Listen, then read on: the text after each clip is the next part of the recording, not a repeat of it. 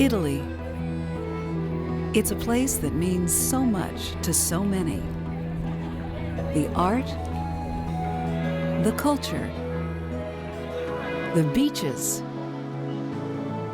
the mountains. Italy is a skinny boot thrust into the blue of the sparkling Mediterranean, with the island of Sicily like a ball balancing at its toe. But Italy hasn't always looked like this. It is a turbulent land geologically and has changed tremendously over time. Since the days of Leonardo da Vinci, scientists have struggled to learn what makes this land so dramatic, so unusual, so violent. This is the land that gave birth to the science of geology in the 17th century. Ever since then, geologic discoveries made in Italy have rocked our thinking about our planet.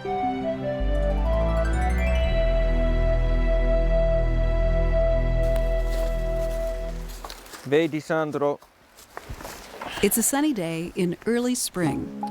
Cominciamo un rilevamento qui, no? Okay. American geomorphologist Frank Pazzaglia is working on the Mazzoni River in the Apennine Mountains.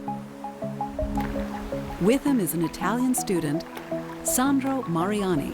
1,22 m? Sì. Ok, Sandro, sei abbastanza distante. Riesci a vedermi? Sì, sì. Perfetto. The grandson of Italian immigrants to the U.S., Frank is intrigued by the complexities of Italian geology. He's working in Italy as part of an international team of earth scientists, hoping to add some new pages to Italy's fascinating, unfinished geologic tale. Specifically, they would like to answer a question that has been nagging at geologists for years. Are the Apennines still growing? Or are parts of them no longer active?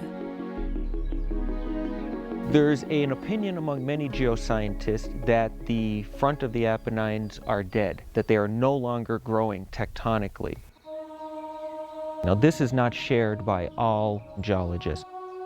So we've defined for ourselves here a very ambitious project, trying to understand the growth and the evolution of the Apennine Mountains. And in doing this and trying to understand this particular mountain range, we hope to be able to say something more general about how mountains are built throughout the world and how the lessons that we learn here tie into the general theory of plate tectonics and the construction of great mountain ranges. The groundwork for understanding Italy's mountains had already been laid centuries ago by scientific pioneers. It was here in the Apennines during the Renaissance that Leonardo da Vinci and later Nicholas Steno studied fossilized seashells. They realized that these were the key to understanding the growth of these mountains. The word geology itself was invented in Italy in 1603 by Ulisse Aldrovandi. For Frank Pazzaglia and his predecessors, Italy is a most rewarding place to study mountains. Some 75% of the land is mountainous. In the north are the highest mountains, the Italian Alps. Heading south, the Apennines form the backbone of Italy. They run down the entire length of the peninsula and into northern Sicily. Where the mountains reach to the coast, limestone cliffs rise steeply from the sea.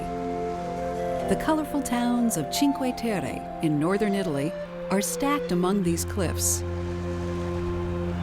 The Apennines meet the sea again in southern Italy, making for stunning scenery on the Amalfi coast.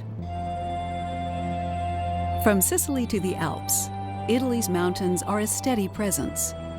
And for the most part, it's obvious to geologists that the bulk of the mountains are actively growing. In fact, in some places, as Frank Pazzaglia and his colleagues well know, They are growing unusually quickly.